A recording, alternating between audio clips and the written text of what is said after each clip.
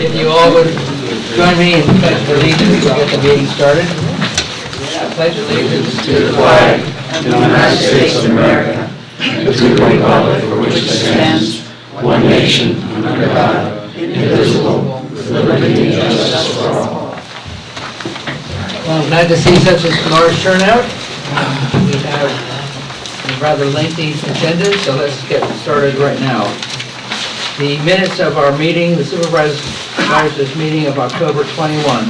You have seen them and read them. Do you have any comments? So moved, we approve. I will second that. Are you all in favor? I'm going to abstain since I wasn't at the meeting. That seems reasonable. Okay. Very good. Okay, manager's report. We'll get right into the heart of it. I wanted to announce that there's a zoning hearing tomorrow night for Retro Tours, which is a motorcycle company, at 7:30 p.m. here in this room. I wanted to give an update on the Penns Manor development completion. The roads in Penns Manor have been paved. There's a couple of things left that they're finishing. One is they need to put grates over the outflow pipes from the stormwater basins. The street lights are being installed right now, and there's still a few more sidewalks to be repaired. But other than that, everything in there is complete. We've had numerous discussions on the Fussell House, the Pines House, and everybody calls it something different. I did research further into that because the issue was that the property owner wants to demolish the house. What we've heard, they haven't submitted a permit, but we've heard they want to demolish it. I did look into the conditional use application and the land development plan, and it does look like the owner would have to amend both the conditional use plan, approval and the land development plan in order to remove that house from the approvals and be able to even begin a process to demolish it. And none of that has been done yet. Joe Duffy.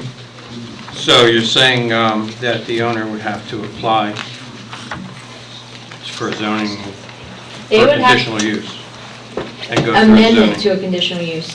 and that would go through the zoning It would go through the supervisors. supervisors. And then if the supervisors approve that, then they would have to apply for amendment to the land development plan, which would go back to the planning commission and then to the supervisors. Thank you. How long would that process, if it, A while. I mean, at least 6 months? at least. I would Thank think you. longer. Originally, we scheduled a meeting for the gun ordinance on December 9th. I did email everybody that it has been postponed. We're going to come up with a date for January.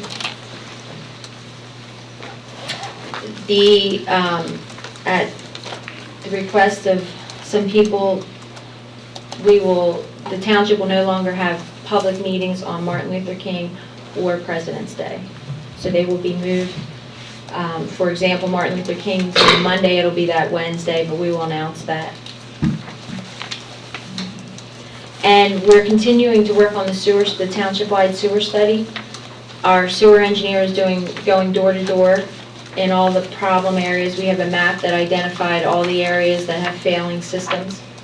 So they are going door to door on weekends to do surveys with the homeowners.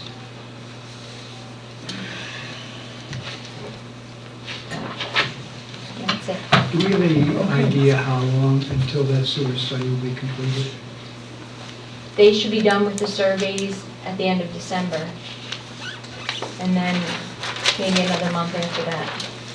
Good, thank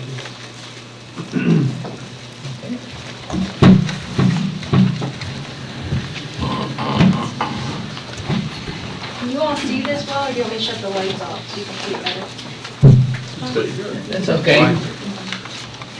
So this is the 9-month 2013 financial report. This is the balance sheet. The total current assets is $12,145,350.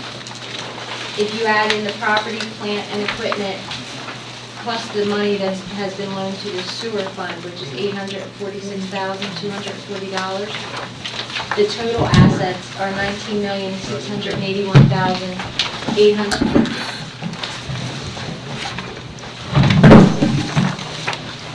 $19,681,832. Again, right now, the sewer fund owes the general fund $846,240. The revenues for the first 9 months were $2.4 million. The expenditures were $2.6 million. And the net income currently is $121,000 negative. The major revenue items, the tax revenue was 73% of the total revenue, and this year it was 9% under budget. The revenue was $144,000 lower than budgeted due to the tax cut at the beginning of this year. So you can see that the total local enabling taxes to date are $1.6 million.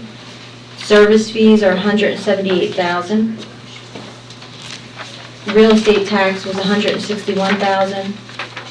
Permits revenue for building permits was $128,000. General government income is $102,000, and all other income was $244,000. Excuse me, Lisa, was there any particular reason why the income from general government was lower than last year? Yes, because you guys cut taxes. Was that the tax? Yes.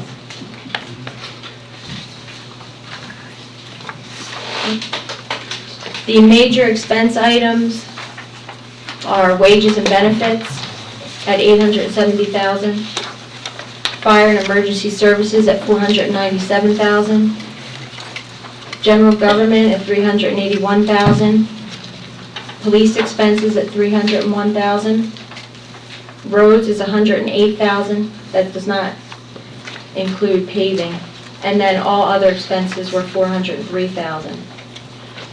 The police expenses were 36% higher than budgeted because we bought a police car and we hired a new officer. And there were no capital expenditures during this quarter.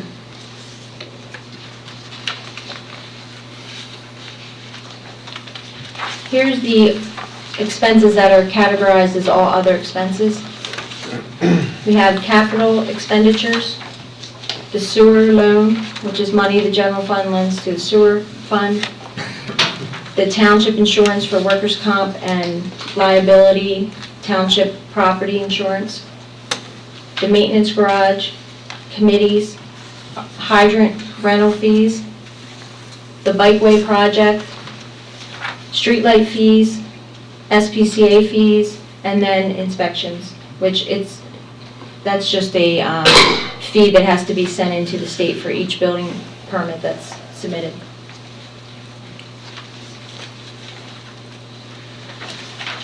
During the second quarter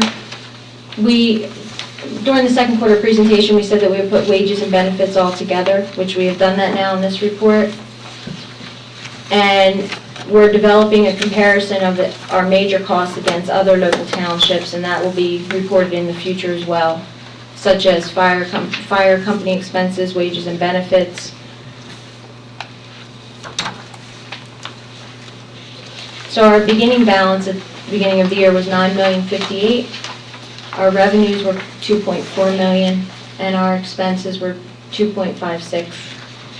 And we have an outstanding sewer loan, so our ending balance at the end of the third quarter is $9.784 million. The sewer fund paid back $50,000 to the general fund in the second quarter, and we'll pay back another $50,000 in the fourth quarter.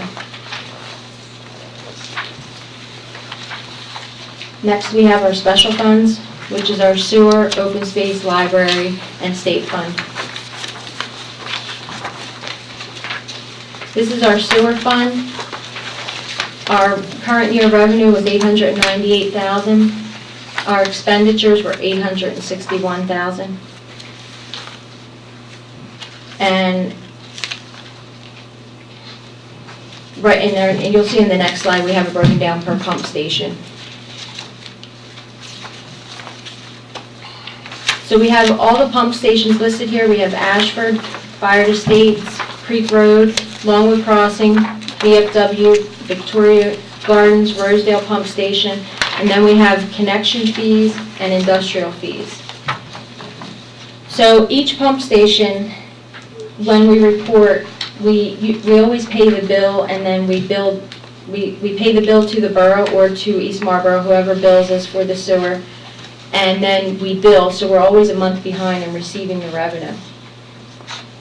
So in the fourth quarter, what we paid in the third quarter will be made up.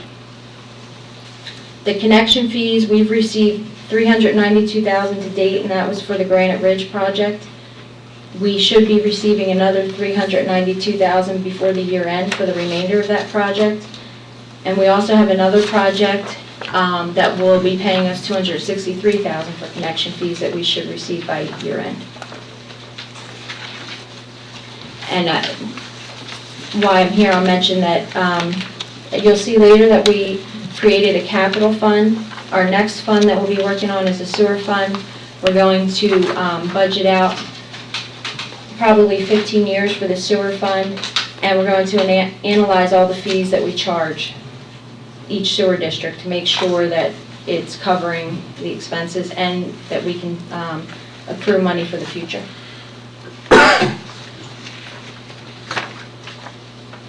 So the beginning balance of the sewer fund was $189,000.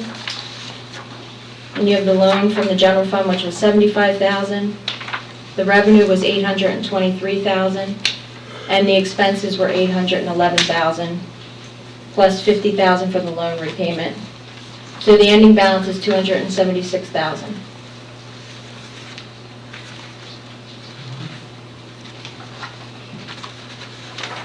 This is the open space fund. For the end of this quarter, we received $562,000 from open space tax revenue and fee and lieu contributions. We will be receiving another $180,000 by the end of the year for another fee and lieu contribution. The expenses have been $93,000. $82,000 was contributions to Anson Nixon Park, Kennedy Park and Rec.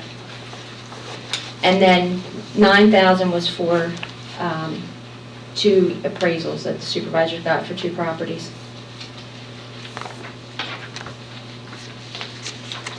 So the beginning balance of January 1st was $2.3 million, and the ending balance is $2.8 million.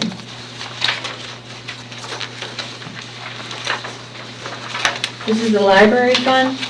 We collect library taxes for the library, and we distribute it all to the library. Currently, we've received $149,000.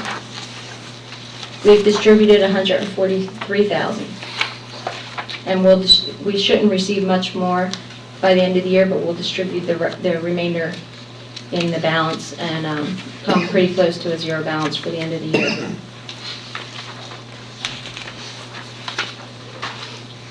This is the state fund. This includes monies that we receive from the state for liquid fuels, which the state gives us a certain amount of money for each road that we own. Plus, that's the $200,000 that we receive. Plus, they give us $4,000 for each state road that has been turned back. That's $25,200. So to date, we've received $225,000. To date, we've spent $55,000 on line painting and oil and chip. And in the third quarter, we'll be paying for the paving that was done, for half of the paving. The other half will come out of the general fund. So the beginning balance is $822. The ending balance at the end of the third quarter was $171,000. By the end of the year, we will probably only have a positive balance in there of about $122 once the paving's paid.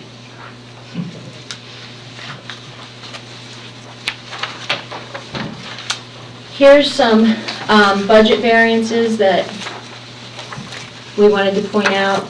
You'll see later in the meeting that the Business Advisory Committee created a budget overage policy, and which requires that the supervisors approve certain budget overages. So on here, we pointed out any overages above $10,000. The building inspections, we budgeted $40,000. To date, we've spent $50,000.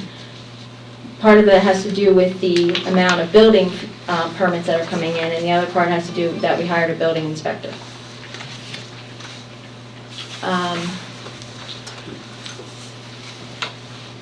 And then we have operating expense, which that's for the police, because we got them a new computer system. The reimbursement to general, that was for the sewer that we reimbursed to the general fund. Capital equipment, we budgeted $26,500, and we spent $52,000, and that was for the new police car. The police chief salary, the office salary, and road crew wages, they're all increased because the supervisors had paid out the employees' comp time and sick time that was accruing, so that no longer accrued.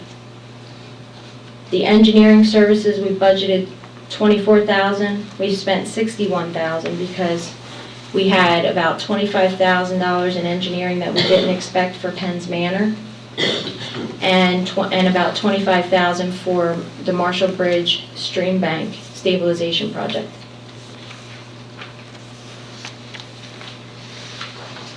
So again, I just went over these.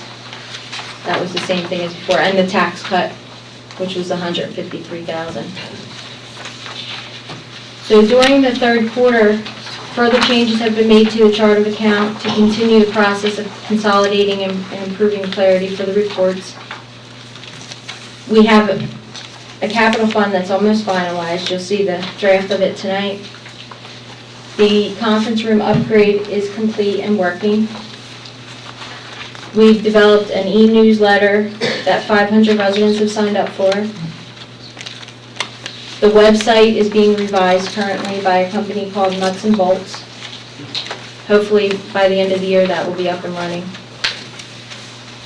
And the Business Advisory Committee and myself have been meeting with the fire companies to discuss long-term funding for the fire companies along with a fire tax. So this week we have a meeting with Kennett Fire. Does anybody have any questions?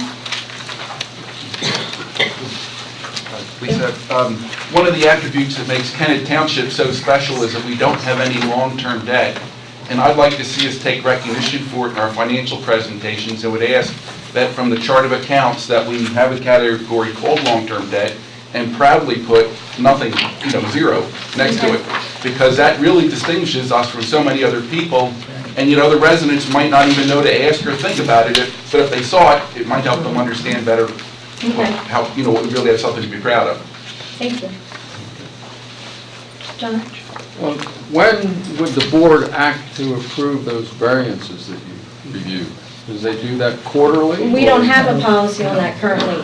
It's a recommendation at this point. No, it's been done. I mean, they approve them as they went along. I see. The new policy that we're going to discuss in a little while that's been on the website, it requires that the supervisors approve variances before they are approved. Or before they're spent, I'm sorry. Lisa, on pumping stations, I believe you mentioned that the expenses are the fees we pay to pump or transfer. And they are also fees that we have to pay to maintain, to fix. Yeah, fix and for new pumps or, I guess I spoke too soon. For new pumps, for any repairs that we have. As of 5 years ago, we only had one pump station, maybe 8 years ago. We had one, now we have 6. And one last question. Well, I was going to ask about electricity, but I won't ask about it. That includes electricity, Yeah, phones, I know, yeah. generator maintenance, and pumping out of the pump stations. And speaking of pump stations, in the Ashford sewer, we recently had a large infiltration of water, and So we had to send McGovern out there in the middle of the night, and they pumped all night long, and here it was somebody had a broken clean-out valve. So we had to do a smoke test to figure out where it was coming from. So it's those expenses in there. On the library fund, we list only the expense and the revenue as from the township point of view. Is there a budgetary process behind the library's funding, and is that reviewed by anyone, or, you know? No, that's a set tax. So I don't know when the supervisors enacted the library tax. It's a long time ago, but that's been in place. It's 2/10 of a mil. Yeah. And so there's no budget because it's what it is every year. I think it was enacted by a referendum. Yeah, I just don't know the date. That's correct. And it's like about 20, 95 or something. yeah, It's long. long time ago. I was really asking about the expenses of the library. We don't have any detail at this level, and where would one go to see such a thing? The library. You could go to the library, but we could also ask them to come here, and they've done that occasionally Yep. throughout the year, so we could ask them to do that. Yeah, I would only suggest it because everyone's looking so much closer at all of our expenses, that's a separate category that has just one number Right. that we receive.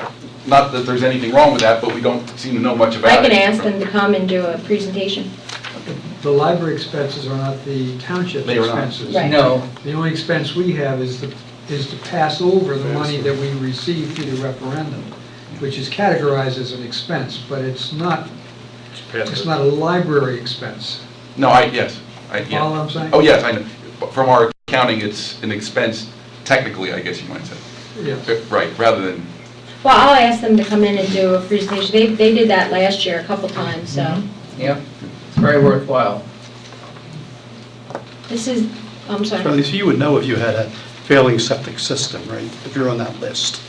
Yes. It'd be no surprise when we knock on your door and saying, No, as a matter of fact, a resident today called me from 9 Gates because he heard we put in, he thought the storm drain pipe was a sewer pipe, and he thought we put in sewer out there. And he said, well, my system's failing because I have to pump every month and I don't have a replacement area. And sure enough, his system was on our map as failing. So they get the records. The county gets the records from, we get the records from the county. So the county has a list of when everybody's pumped. And pretty soon the township's going to have a list, because by April, we have to set up a program that everybody pumps once every 3 years and provides proof to the township. But unfortunately, somewhere like 9 Gates, I don't know that the township would ever extend the sewer out there. The closest sewer to 9 Gates is Fire Estates. there's a lot of areas like that, aren't Yes. Yes, there? there are. That won't get sewers. There are. Joe? Is the sewer fund, do they have their own insurance for catastrophe or some sort of? We are covered for $10 million for a catastrophe, each one. So if some calamity, It covers our it sewer would fall fund. back onto the general liability Right. policy of the township. Thank you. Yes, Lisa, Richard Gaw, Chester County Press.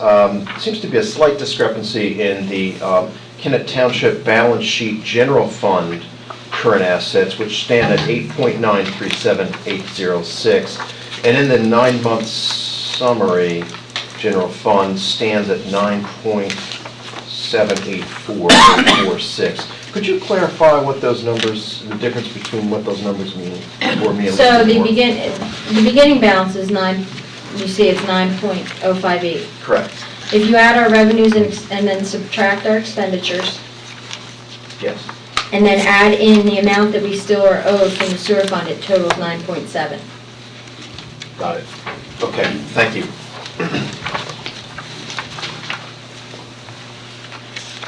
Lisa? Oh, I'm sorry. On the, George Platts from Hamilton Woods, on the earned income tax, the revenue comes in, as I understand it, part of it goes to the school district and part of it goes to open space? No, No. if you're a township resident, you pay 1.25%, and 0.5 of that comes to the township, 0.5 goes to the school district, and 0.25% comes in to the township for open space. If Okay. you're not a resident, you don't pay the open space portion, and the township gets 1%. Okay, and that's not separated anywhere in the budget where those funds are going out to? Or how much is going out to what entities? We don't split it. We receive our half and then Mhm. our quarter separately. We don't receive the whole amount and split it out. Okay, thank you, The school district receives theirs and we receive ours. thank you. Here's the budget. It's budgeted into 6 funds. The capital fund, you will see that we've created a new capital fund, and so the beginning balance of the capital fund is going to be $1.86 million. And the next one. I'm on the budget fund.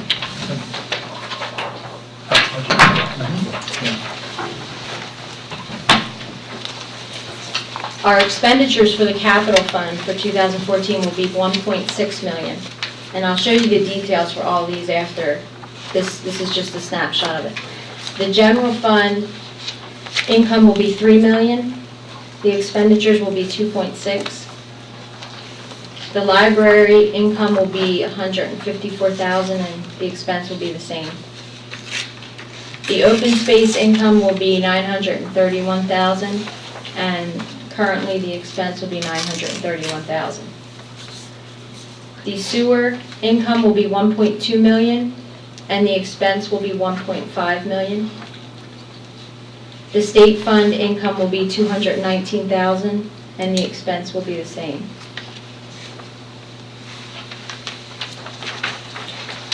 This is the general fund revenue budget. So the earned income tax and the real estate transfer tax, which is the tax that we receive for every house that's sold in the township, we receive half of 1% for the sale. And that's $2.1 million. The real estate taxes are estimated at $165,000. Then we have service fees at $160,000. Permit fees for $155,000, that's for building permits. General government at $131,000. Emergency services, which is fire and police, at $102,000. We have the loan repayment from the sewer fund of $100,000 next year. Interest at $35,000. State shared revenue at $31,000. That's for pension and public utility tax. Fines at $18,000. Recycling, which is the operating grant, at $13,000, and workers' comp reimbursement at $12,000, for a total of $3 million.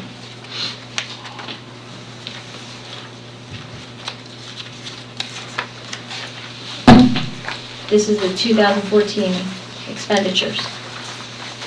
We have wages and benefits for $985,000, a loan to the sewer fund for $425,000, police for $321,000, general government for $316,000, roads and bridges $197,000, fire and emergency services is $97,000, maintenance garage is $86,000, township insurance for the building, property, and workers' comp is $80,000. The bikeway is $61,000, and that number may be revised because they may not need all of that. The water system, which is our hydrant rental, is $46,000. Committees is $32,000. Service fees is $5,500. Miscellaneous donations is $5,500.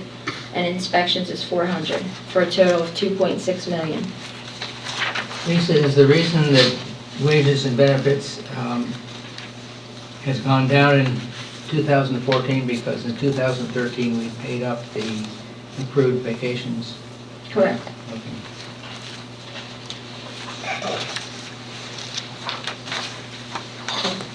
Lisa, this is Bob Listerman. Yeah. Based on that, do we have a continuing policy for making sure we get the paid vacation out? Like they have like a certain number of days into the next The year? supervisors changed the policy for sick time, and that was the main issue, was sick time.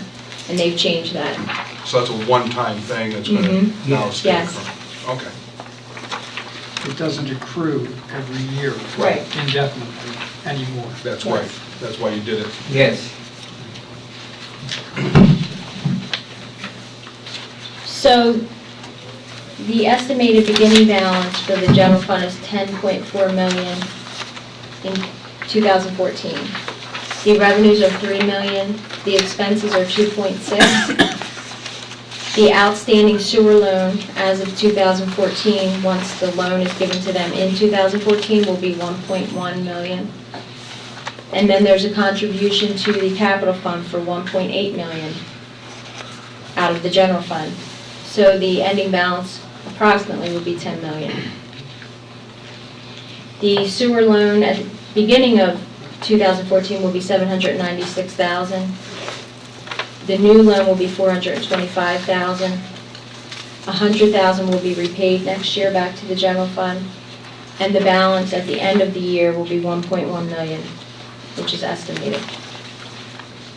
No, that's in 2013, I see. Yes.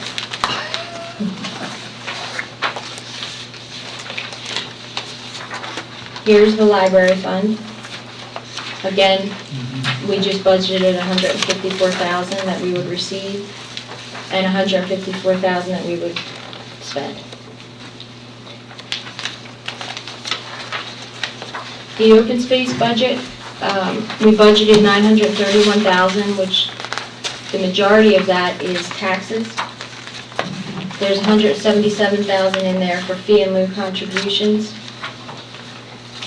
The expenditures are 931,000. The supervisors, 66,000 of that is contributions to Kennett Area Park and Rec and Anson Nixon Park. And then the supervisors are considering a couple easements for next year. I don't know if they're definite, but they are considering a couple, so they put an estimate in there.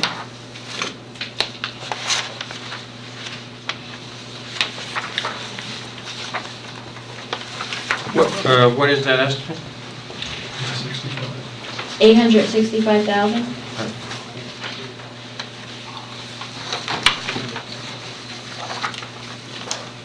For 2 easements? We can't answer that. Well, there's, We can't answer that, we don't know, So it's just a guesstimate? pretty much, yeah.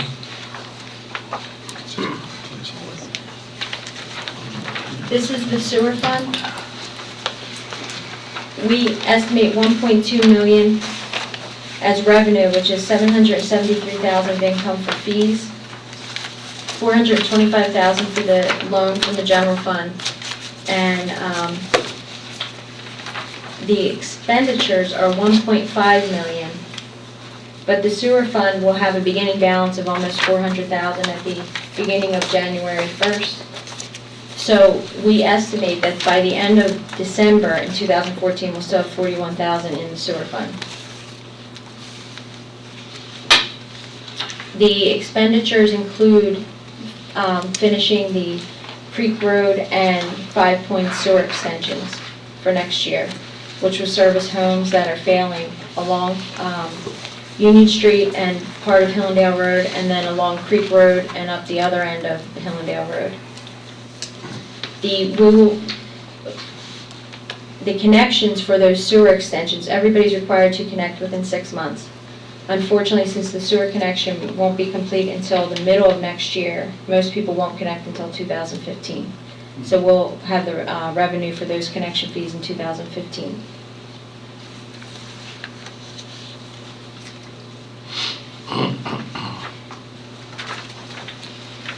This is the state fund budget. We will receive approximately $193,000 from liquid fuels and $25,200 from road turnback, for a total of $219,000. And we plan to spend $19,000 for line painting and $200,000 for paving. Why did it go down between 2013 and 14? What did go down? The total revenue, insignificant to Oh. be sure. Because this year we had to, the general fund had to reimburse the state fund $25,000 for fuels, because they no longer allow you to pay fuels out of the state fund. So we reimburse and then we spend it. Okay.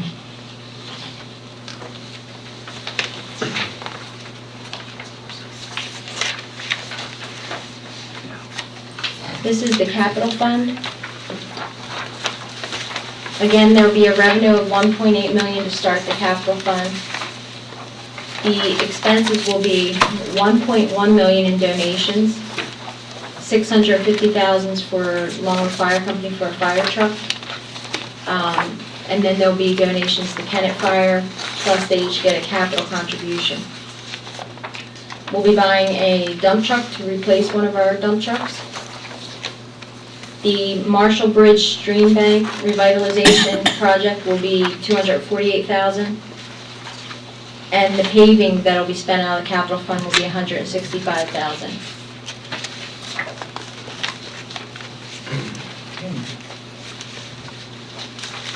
Are there any questions on the budget?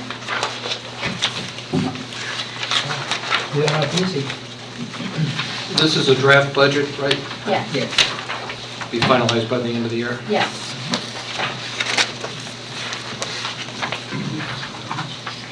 This is the capital plan.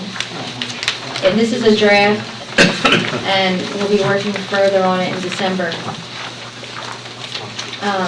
Our business advisory committee, who has worked on all of this with me, they were asked to develop a capital plan, forecasting out 10 to 20 years.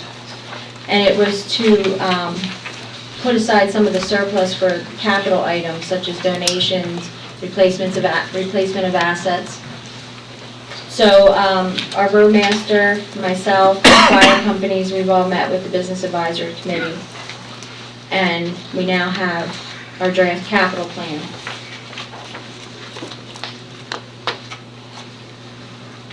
And so when the draft capital plan is finalized, we'll keep a workbook of the capital plan and the ongoing balance, the expenditures for the year.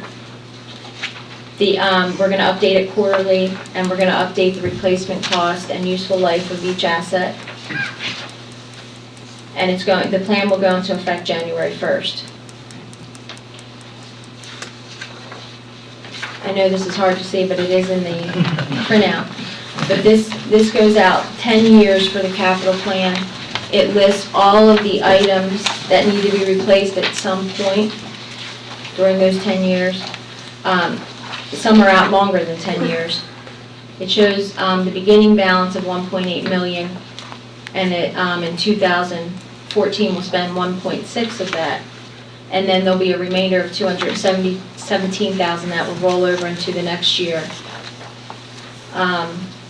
And then, like you can see in there, this year we're going to spend $130,000 on the dump truck. And then all of the contributions in this column in red are for 2014. And then they show in each column what will be spent out that year.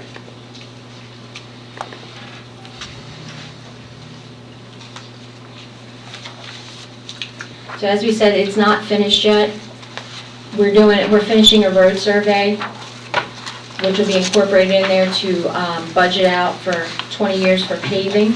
Lisa, excuse me, so can you go back to the spreadsheet for a second? Thank you. Do I understand correctly that the top horizontal line,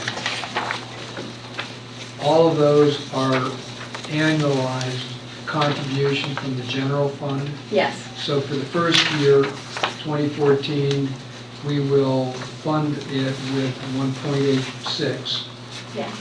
leaving 218,000 left over, which would then roll over to 2015. Yes. And in addition, it will be funded with 676.6 thousand from the general fund. Well, no, that will roll, that's included in there. No, the fund, the general fund will make that contribution of 650, And then you have some expenses in 2015. But the 217 is included in that And number. it's moved over, it's added into that total. Right. So the cash balance in 2015 includes the 217 from 2014, plus the difference between funding and expensing. And the cash balance rides out 20 years. The cash balance, With this is just 10-year snapshot. The workbook goes out 20 years at this point. you mean the surplus that we are sitting on right now, is what you're talking about? No, The I'm saying the surplus cash will balance fund in it. the capital plan. This is the capital plan that every year out 20 years. Got it. Thank you. Well, that was my question. Is this coming out of the annual revenues, or is this coming out of the surplus? Surplus. Surplus, yeah, the So 1.86. what's the burn rate there on the surplus? It looks pretty stiff, if I may just quickly seeing it. Well, Not necessarily burn rate. Well, wait a minute. Joe, the surplus is part of the general fund, okay? And so what's happening with it is that if you look back at the general fund balance, the balance statement, so we're, in 2014, we're going to take the 1.861 and seed the capital plan. Now, the supervisors in the future can elect that the $650,000 in 2015 will just come out of the general fund itself. Will just come out of the revenues from the general fund.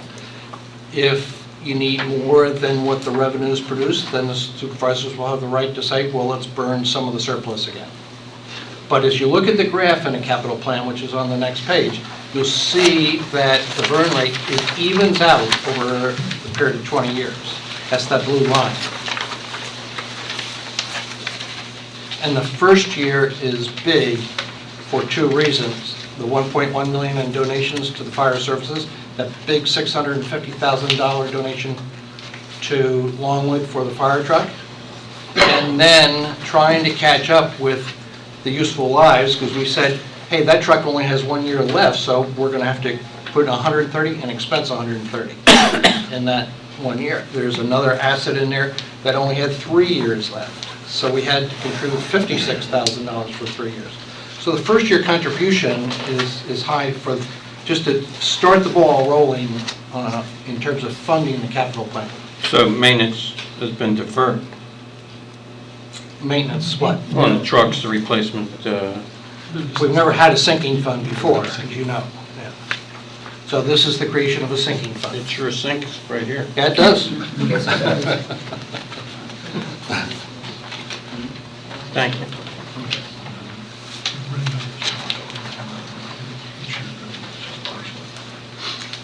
I already talked about this.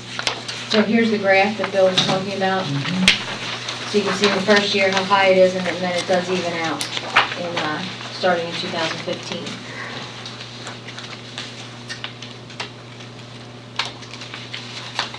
Here's the capital components. So it was divided into two areas. We have the Kennett Township capital, and then the fire emergency services donations.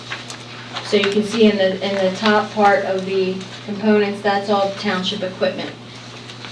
And all the projects for this year, and then it shows a portion of what will be funded for that truck that has to be replaced 10 years out from now. So for example, the top line is a dump truck. It's not being replaced next year, but we're funding a portion of it to plan for when it has to be replaced in 8 years. Then the bottom is the donations to the fire companies. And you can see the $650,000 to Longwood Fire. Then there won't be any capital contributions to Longwood Fire for 5 years. There's still operating contributions, but not capital. And again, I said we've been talking to the fire companies about enacting a emergency services tax. Jeff? That's a lot of money. Is that the whole truck? Yes. We're buying the whole truck? They're buying 2 new trucks next year. Actually, I think in 2015, they're ordering them next year. One truck, they're being funded, I believe, by a grant, and we have Long Fire here if they want to speak, but by a grant and by a couple other municipalities, which is $850,000, and we are funding one truck for $650,000. Dang. Thank you, Mike. I just want to clarify that the 5-year pause, because of the large expenditure up front, is based on current capital contributions. I would say that no one can predict the future, and there could be other reasons for capital funding beyond sooner than 5 years if there was a case made for such. I'm not saying there is one, but we can't say for fact that we're not going to make any more capital contributions for the next 5 years. We're not going to make any more based on our current Correct. capital funding. Just want to make that distinction, because if 2 or 3 years from now, you know, they're going through a building process and all kinds of stuff, who knows what's going to come to us again. Correct. Just want to clarify that. So have you asked them what they're likely to need in the next 20 years? We are meeting with them and working with them on that to get, in fact, we specifically have asked for long-term forecasts, and that will be coming as they can develop it as well. I'll let them speak for themselves, but we have mentioned that to them. Briefly, I'm sure everyone's read the newspaper that we're working on. Would you introduce yourself, please? A.J. McCarthy, I'm the fire chief for Long Fire. Good. I'm sure that most of you probably seen the article a few months ago that we're taking an initiative to try to remain predominantly volunteer and fund our services. A lot of misconception that volunteers are free. The time's free. We have an electric bill just like everyone else, and we have expenses that need to be paid for, but we don't have a revenue income. So we're working with each municipality that we covered. Longwood covers 7 for the ambulance and 4 for the fire department. They provide with their fair share. There's a pretty in-depth formula that takes it pretty accurate to make sure your tax dollars are being spent where they should be. We're not looking to get rich, but at the same time, we need to continue to provide service. This truck request, through our contract, we're allowed to make a capital request every year. We've asked that we make the lump sum payment up front, but it would be credited towards what the expense or income from Kennet Township is. Just to give you an idea, last year it cost Longwood Fire Company $638,000 to provide you service in your township. That doesn't count the other ones. So this capital contribution is being credited as additional income to get the fair share formula, which Kennet Township's always leading the pack. We're all working with the other municipalities. Some of them are taking steps, some of them aren't. At the end of 5 years, whoever did it will need to find a new fire. Plain and simple, we can't keep driving ourselves into the ground. So I thank the township for taking the initiative to help us. The truck you're replacing is the fire engine. It's the cheapest one you can replace. We did get a grant for a portion of the other truck. So we had $520,000 to come up as the balance that we'll be meeting with other municipalities to discuss. Dan. Bob? And thanks for the recognition again. I don't know if this is the right place for it now, but I just want to also, the BAC was asked to make a decision on how to provide funds for this truck. And we evaluated, you know, loans, whether we loan it, they loan it, whatever. And we were just a lot ahead to just pay for it versus increasing or encumbering any debt on it. And the other thing is that this is not our fire truck per se. It's kind of like a why they want the money, but what we give them is totally separate. So we have no liability for this truck. We have no ownership to it or title. Just want to make sure that's clear, that people don't think that that transfers with it. And that's for a lot of good reasons. Happy to talk about it, but I don't want to exceed my time, so. Any other questions on this? Lisa, you were still on. Lisa, Yeah, may I suggest that you introduce the members of the BAC? I'm going to get there in a minute. Thank you. I'm done. So again, I said in 2014, we're going to fund 3 assets. One is the dump truck, one is the bridge embankment repair, and one's road paving. And then 1.1 million fire emergency services. So the Business Advisory Committee's here. I have to say, I know when we started this committee, not everybody was happy about having this committee, but it's a wonderful committee. They help tremendously, and they put a lot of time into this project, and it seems that every month I have a new project for them. So they're spending a lot of time on this, and we have Tom Shorns back here in the corner, and Bob Listerman, and Bill McLaughlin. Thank you all.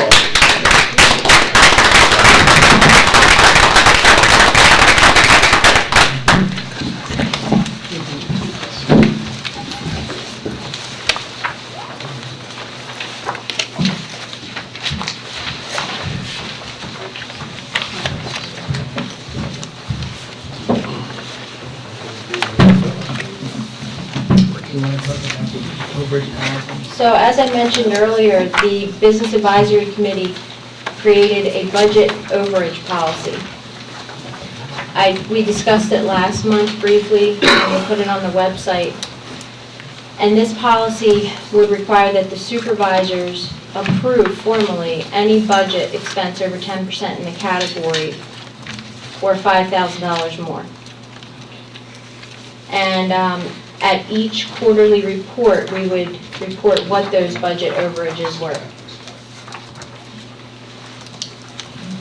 So, I move we approve that policy, and I want to thank the BAC for that, because they did a nice job on that, too.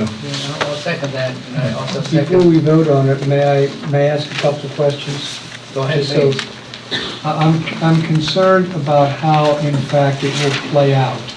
I'm not opposed to confronting budget overage issues, but as I was looking at the items that we'll try to find it quickly here, the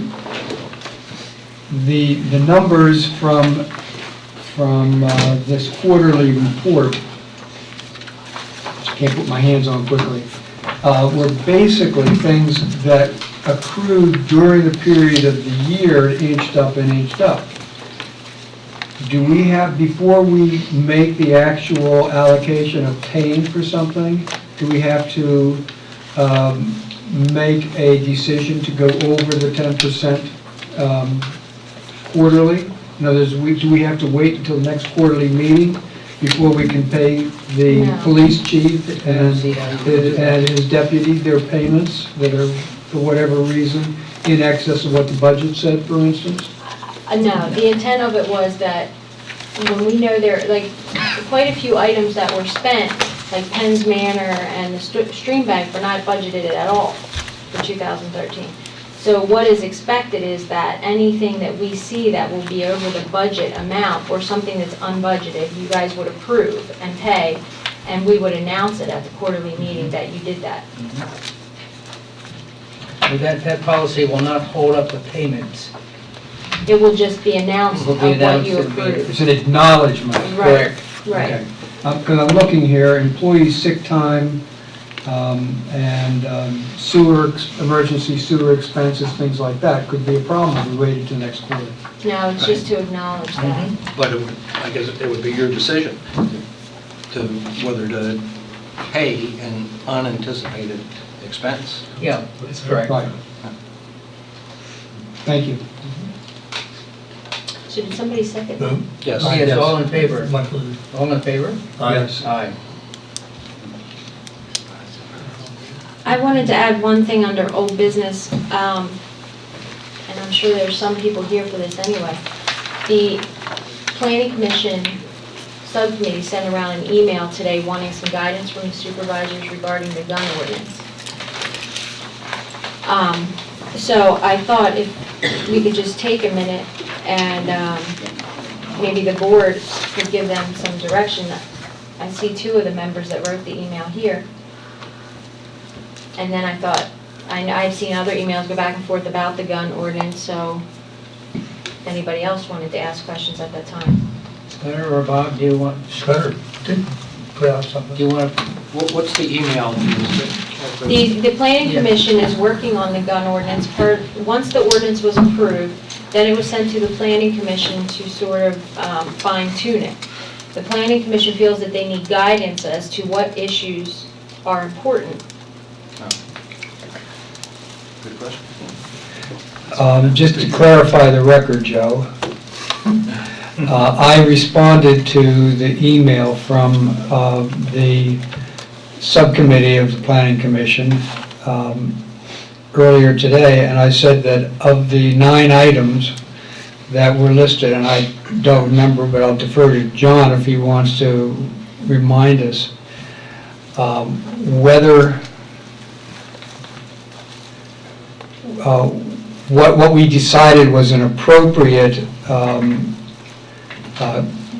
gun to put under consideration of this ordinance was a decision made by the supervisors in their wisdom, whatever that means.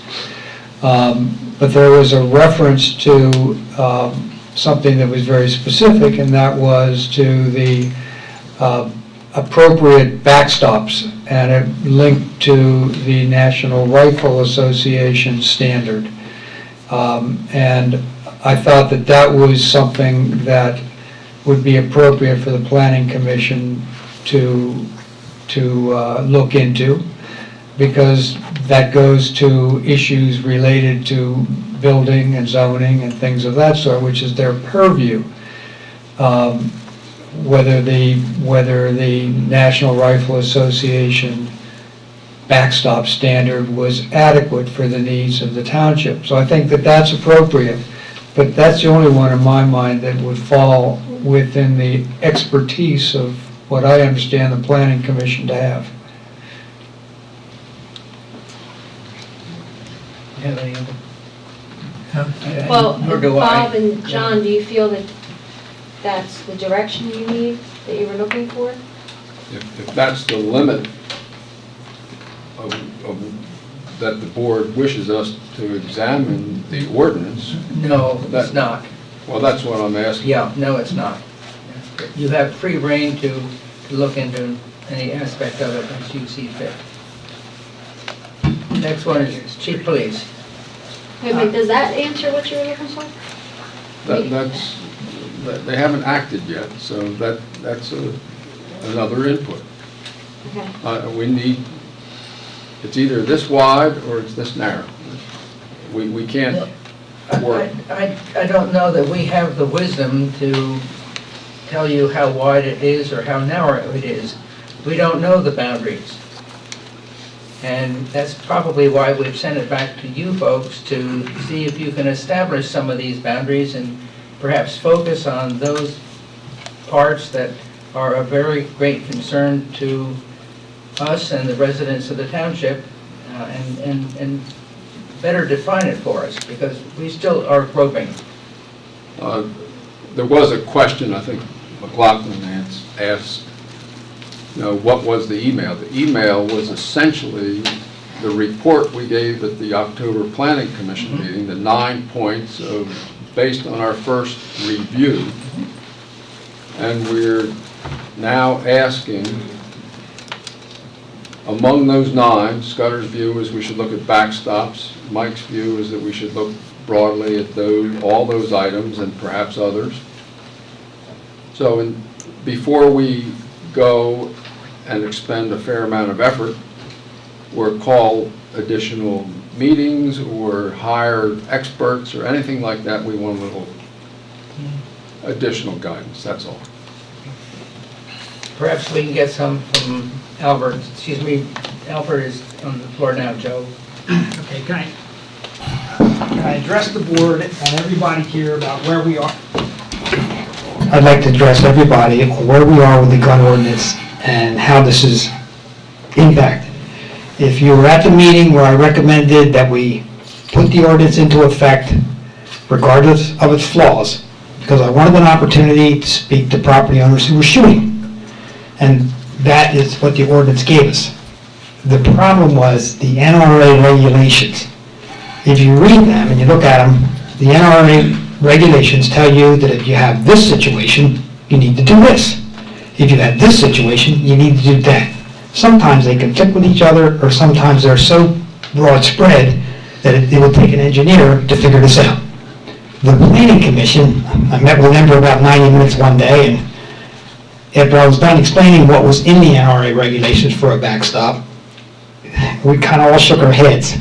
The planning commission, if you were at the safety meeting, sent it to the safety committee because they said this is a safety issue. That was clever. But in that case, when you think about it, in the discussion in the safety committee, was that this is an engineering issue. That we need to have an engineer develop a type of backstop that can be used in Kennet Township.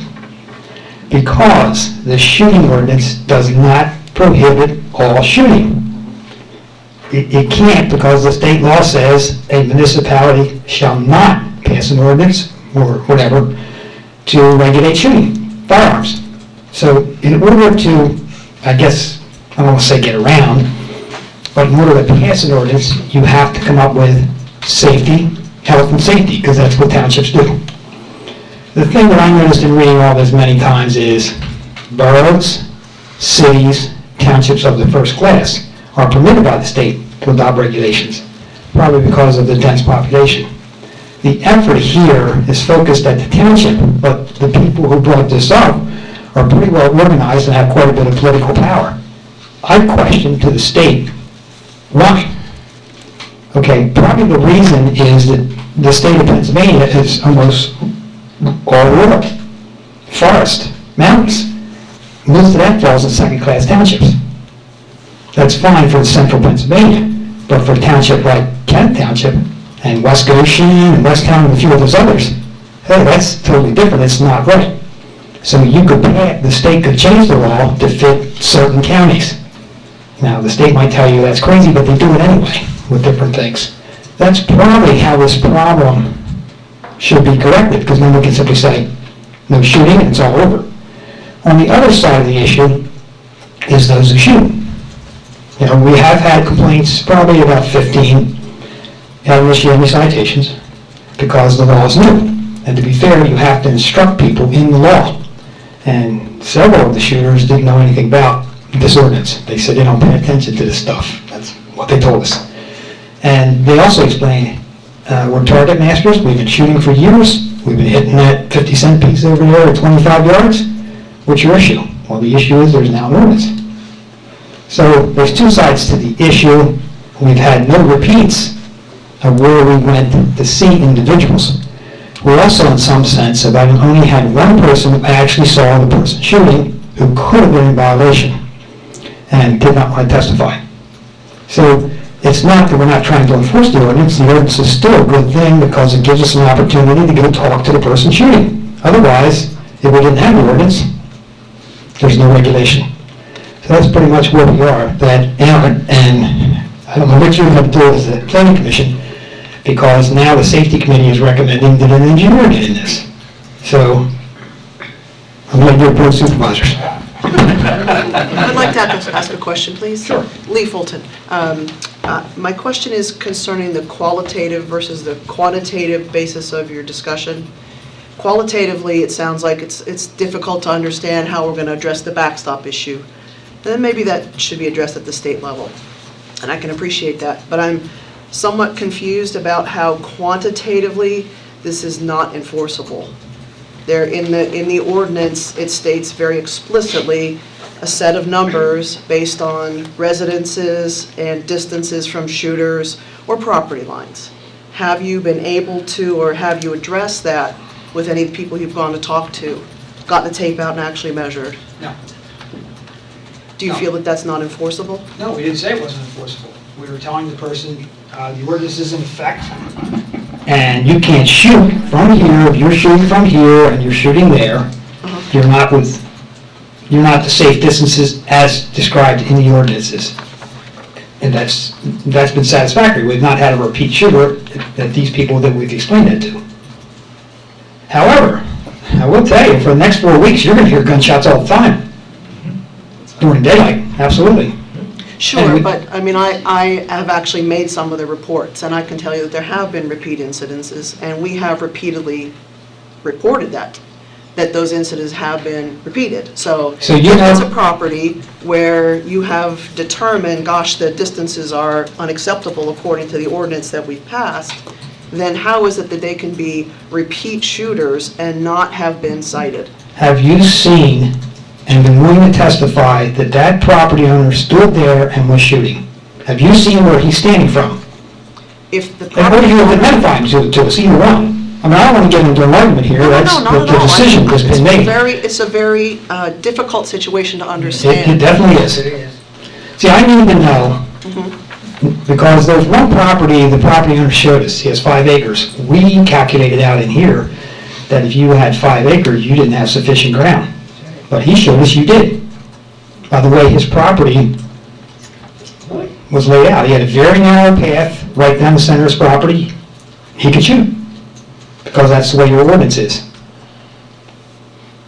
So, Well, so yes, I made a report, and yes, I did identify the shooter. Was I able to physically see the individual shooting? No, because they were beyond the sight of my property, and I wouldn't trespass on their property to go see them. That wouldn't well, be- see, that's the problem. Where do we have proof of where that individual was shooting from? Well, that's a question we have for you. You have to have that proof. It's got to be beyond a reasonable doubt. So you have to be able to tell us, you saw him, Okay. you can identify him, you know him, and you know where he was standing on his property. That's, I mean, I'm not trying to argue with you, I'm not a gun enthusiast, believe me. You know, I carry this like a carpenter carries his hammer. And I've seen the damage they do to a lot of people. And even in a small town, and out here, really. But it's a tough one to regulate, and I just kind of baffles me that I read boroughs, cities, township of the first class, and you get down to second township, and they made this broad sweep. Like I said, I can understand it looking at the state and second class townships, but this second class township, I can look at it, it's very dense near the borough, it's very dense near Route 1 and 52, and then you start getting over the other areas, it may not have that density, but the close proximity of the houses are too close for anybody to be shooting at. But how do I gotta have beyond reasonable doubt. It's very frustrating. It's not only in this law, it's very frustrating, it's like drugs. You know who's selling them, you know where they're selling them, but until you get the proof, which takes a while. All right, thank you. But I still like somebody to approach the state representatives. You know, because sometimes you approach a state representative, they scratch their head and say, oh, we didn't know that, and the bill has changed. Well, I think all of us agree with you that that would be an extraordinary step for us to take, but in the meantime, it's our family's safety that's on the line day to day, and we really can't wait until there's a decision at the state level. We're looking for relief from our township level. I agree with you, except the other side of the issue is, can you show us how many accidental shootings there have been in the state, in the county, or actually in the township, in the state, or the county? Any one of them. And we can't. It's kind of the thing where you have to wait till you have the accidents at the intersection to fix the problem, even though you can see it. Wow. Did you just say that out loud? Scott Pope, that's my wife. Okay, you saw something? Truly troubling. Truly troubling. We're gonna walk in here and with a body or somebody injured, and then we'll be able to take some action. Unfortunately, it's like Hillendale and 52. We looked at the accidents there. We didn't look at accidents, we looked at near misses, which, you know, And school buses. And even when we looked at the accidents, the state told us there's not enough. I mean, I just think that's the craziest thing in the world. That's not his decision. It's the state's decision. And we can't put up any traffic light, even if it's on our roads and we're willing to pay for it without state permission. Can we get back to the Excuse me just a minute, Joe, I'm not sure these folks are finished. That's the same problem we have here. It's crazy, but I don't know how you get around that. No, I don't either. I think you have to go back to the state to say, why is that just a broad sweep over second-class townships? I'm still confused how a specific ordinance with an explicit measured distance, which does not allow for any discrimination as to measurement or direction or any other manner of non-calculation, how that is not enforceable right now. I didn't say it wasn't enforceable, I said we have to have this proof. I didn't say it wasn't enforceable, I never said that. I think We have to have the proof. It has to be. And then the other thing I get concerned about is, not only do I have to have it approved from the local court, I'm gonna have to have it the next step up. Okay, can we move forward on this? Joe, did you have one more thing to say? Yeah, I just wanted to stress the fact that, we talked about the planning commission, the safety commission, all. This is about safety. It's about bullets less than it's about guns and shooting. And it's the bullets that cause the potential harm, as the chief said. Do you have a question? Yes. Okay. When is there going to be some strong enforcement of the ordinances to protect the residents against a very common sense issue of flying bullets Well, Joe, in residential as you've neighborhoods? heard, we already have an ordinance that gives Albert and others the right to investigate Right. and go further. Right. You've also heard us talk about where the ordinance stands in actually being written up. And it's not an easy job. And you've heard that from everybody here in this room that has something to do with it, particularly John and the Planning Commission. Well, I sense, They're Mike, worried. if I may, there's some sort of resistance to things and cutting it, just slicing it a little too fine. It's really about safety. That's all I want to say. It's about resident safety. Thank you. Let's All get right. back to that Can we and go- let the planning commission focus on that as a parameter. Okay. Thank you. Thank you. Let's see, we are now on new business. Are we there yet? Resolution 2013-12, the bikeway project. This is a resolution for the bikeway project, and the supervisors have to enact this ordinance now that the bikeway project has been awarded. The supervisors have to enact this ordinance so that it states that they are the agents for Kennet Township. So it just states that Mike Elling, Bob Hammaker, and Scudder Stevens are the agents of Kennet Township, and that, so am I, that we can execute the agreement on behalf of the township. Do you need a motion? Yes. I so move that we approve Resolution 2013-12 for the bikeway project. Second. Any questions, comments? All those in favor? Aye. Okay. May I ask you though, in relation to that, we did that before at an earlier permutation of the process. Do we need to do something to withdraw the previous one? Or does the other one continue in existence? What's the status of, as all this flows through? No, it's a resolution. Yeah, okay, this is, yeah. This will be the one before we're just talking about. It's not about a resolution. But they don't need it. It- That's what this, No, this the- sort of what they needed. We can answer this. Go ahead, John. You may recall that the first bid was rejected by Kennet Township because there was a legal dispute. The project was rebid. On the first bid, because of an overrun, that is, the township agreed to pay $35,000 to cover part of the overrun. When we rebid it, the new prices were such that PennDOT covered all the overrun and the $35,000 was obligation of the township was erased. This resolution is required by PennDOT because the other one was essentially defunct and we got new funding parameters and it all works together and that's what they're asking for now. That's my understanding. So do we have to do anything regarding the previous resolution? No. No, I think when we rejected those earlier bids, that whole thing kind of collapsed because it referred to it, but it never was manifest as a final agreement, you might say. Thank you. Okay. Any other questions or comments? I move that we approve this resolution 2013-12. So moved, that's what we did, and we all agreed. We voted on it, very sure, but I'll vote again, yes. I'm in favor. Well, we have another one that was sort of competing. We have 6 votes now. Not that, okay. Let's move on to the road work report for the time between October 18 and November 11. We have finished putting the stone and dirt on the shoulders of the newly paved roads. We finished up the last round of mowing along with trimming. A smoke test, we talked about the Ashford sewer system, that would cause our road crew a bit of anguish on that one. Line painting, line painter has painted all the roads that were just paved. Stop bars and crosswalks were also done at the same time.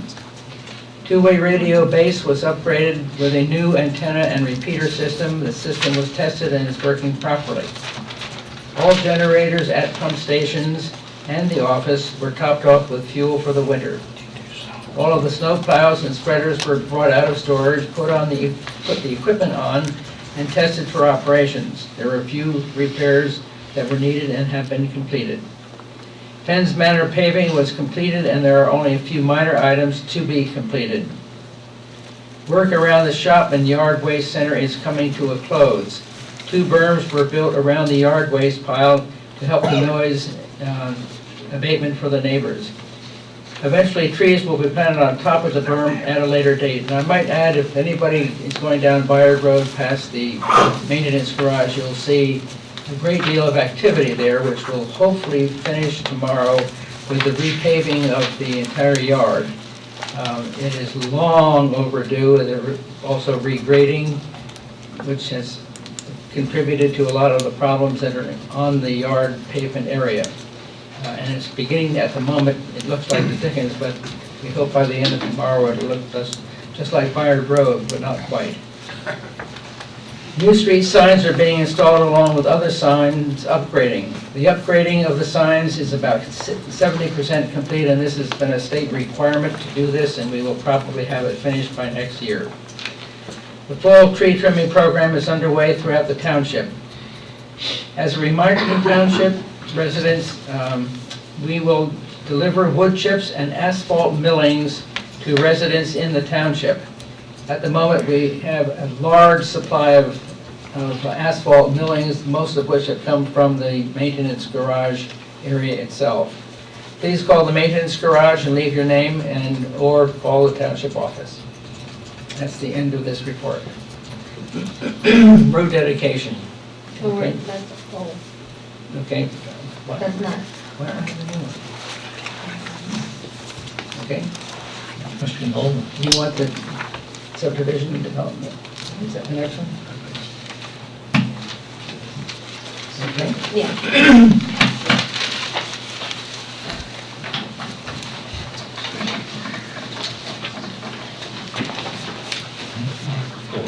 Yeah.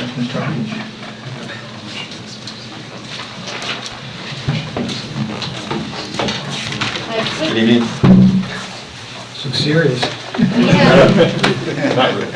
This is the Richardson's Run project. Andrew, do you have a color? Yeah. We can put that up over.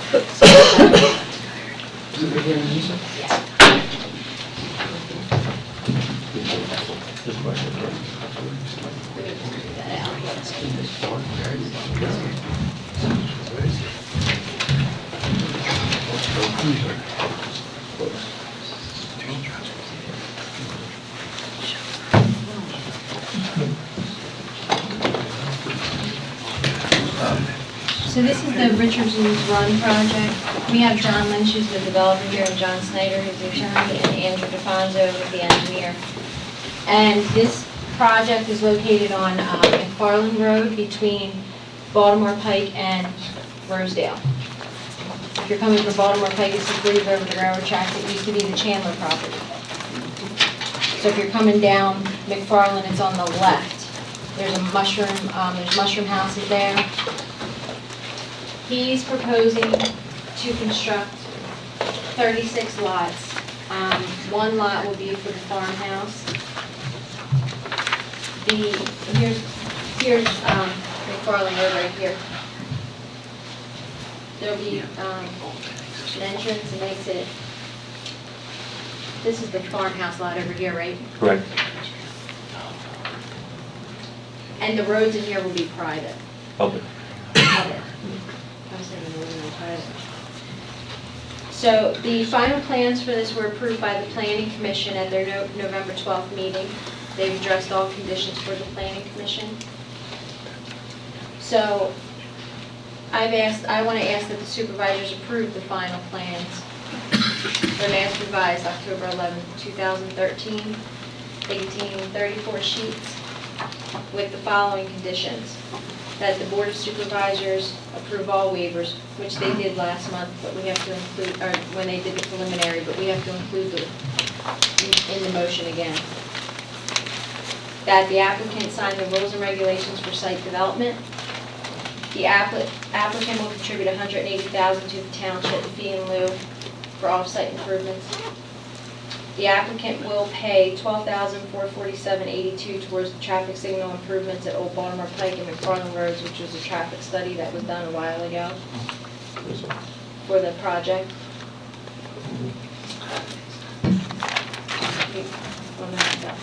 All the Pines paid their portion, the other project there in the corner paid their portion. There was a study done. That's what the 180 was for. Well, no, this was in addition to that. We can give you a copy of the study. It was for improvements at the intersection of Baltimore Pike and McFarland Road. It was decided at that time that the cost of that project would be divided among the existing and potential development along that road. And you are the potential. You were not aware of that? I don't remember. A study was given to you guys when we first started the development, a copy of the study. No, if you go back to the original development agreement, what it refers to is that fee that I was paying on a per unit basis was an all-inclusive, all-encompassing fee that would replace any other fee that was out there. So this is the first time I'm hearing this. Well, every I forget, I think that study was done 6 years ago.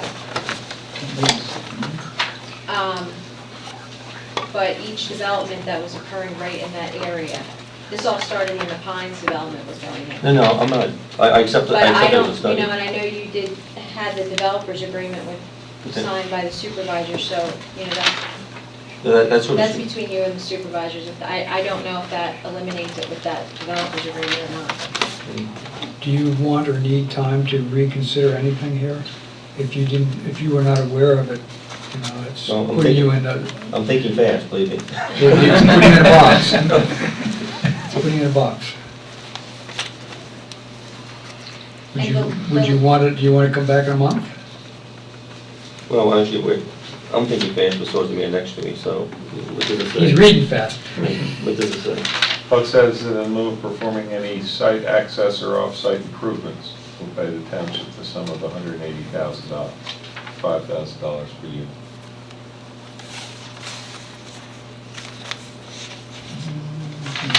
So,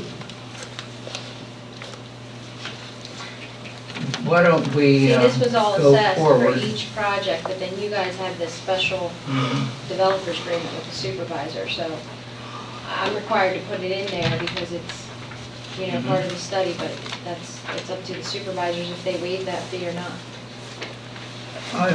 I'm speaking for myself and not the board. I'm not comfortable waiving it, but I'm not comfortable holding you up either. I appreciate that. We might be able to give you some sort of a conditional something here tonight pending the resolution of that particular issue. I don't know whether that's kosher, legal, so forth. Any of you guys weigh in on that? Well, we have done that before, put Yes, I know. conditions on it. Yeah. I would think that I know my client wants to proceed. Sure. So something conditioned upon that being resolved may Right. still be a delay. Other than and this I'm gonna say in front of him, which he might be the one that kicks me, but maybe the answer is that we pay it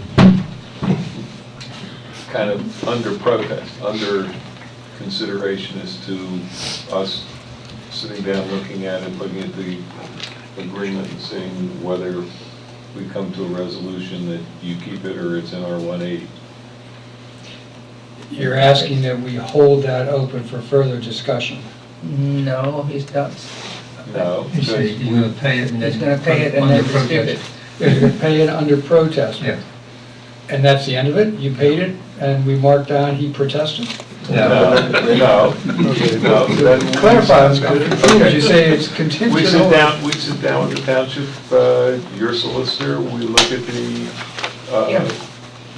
agreement, see if we can agree on what it says, and if we can't, then you have our money. If we're gonna take an action to bring it back, we'd have to get it back, we'd have to file something. But that way, you know, at least we're able to move forward. This study was done in 2007. No, I don't doubt the study. I'm just letting you know the date of when that was. The thing is, to answer your question, as a layperson, I think what he's saying, which I accept, is let's move forward if you're so inclined, and I will put my faith that the township will work with me in good faith the next day or so to resolve this. And however it's resolved, it is resolved. It's quite fair. And, I mean, I understand what it is. Okay, let's keep going. The last fee for the project is the sewer connection fees for 36 connections at $7,316 for a total of $263,376. What? I never heard of that. That we know otherwise. We do know otherwise. Somebody up? What? We're talking, let me just, I've been going back and forth, and for the benefit of the folks that are here, there's a history here. I got involved in this project through some litigation that I didn't initiate, but I got involved and I helped to resolve it, or I did resolve it. And it took me down a path, working with your township, that turned out to be very positive. I enjoyed it. Planning Commission particularly was all over this, and when I saw was it 8 or 9 members up there, I was a little concerned. But they brought it to the table a lot of issues. One of the things that was kind of funny, is Jim Duffy even here tonight? He's not here. So you can say whatever you want. Yeah, that's right. There is an old house, a historic old house, and I've learned since I got involved that it's of some significance. My vision when we resolved the litigation, and in fact the development agreement provides specifically that I can knock that old house down. And it was my call. Except when I got involved with the Planning Commission, they presented some views that were counter to that. And it was a learning experience. And they took me through by the hand, and we went out there and we looked at the house. And it turns out that the original house is just pretty neat. It has some very old historic elements that are still intact. Doors, trim, even some of the original painting. And one of the Planning Commission's members, Wendy, is with the Winnetor, I believe, right? And so she took me through, and so we came to terms that had to be saved. And I'm bringing this up now because there were some twists and turns along the way. And when I got involved with that house, the back section was literally falling off. And there's no other way to say it, it had to come off. And that was consistent with what the Historical Commission wanted, since it was an abomination to begin with. But because one half of the house had already surrendered itself in the years before, somewhere between when I got involved and 5 years previous to that. And I bring all this up from the standpoint that even before I was down the road to having any type of vested improvements, I was showing out over that house alone over $100,000. I realized it was an important feature to the township. And it became an important feature to me also. I don't quite know how it's going to work itself out, except I know it's still going to require a lot more capital and a lot more improvements.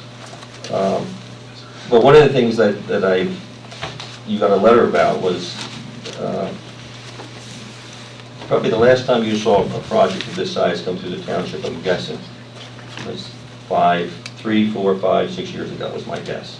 Other than the Beers project up the road, and that was all funny money. That's tax credit money out of Pennsylvania HUD. This isn't funny money. This is the real McCoy. And there is no financing available for this project. Zero. No bank will touch it. I mean, banks will loan money for infill properties where there's no site improvements. But I couldn't get a single bank, even with a favorable rate, such as they were thinking this would be a good time, to go with it. So this is coming out, not as a business, but it's coming out of personal assets of my family that I'm pledging for this project. And that's, Lisa, how you get the letter of credit, because assets are put up that I'm borrowed against.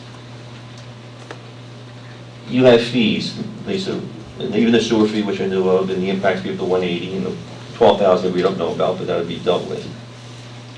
That's about just shy of $500,000.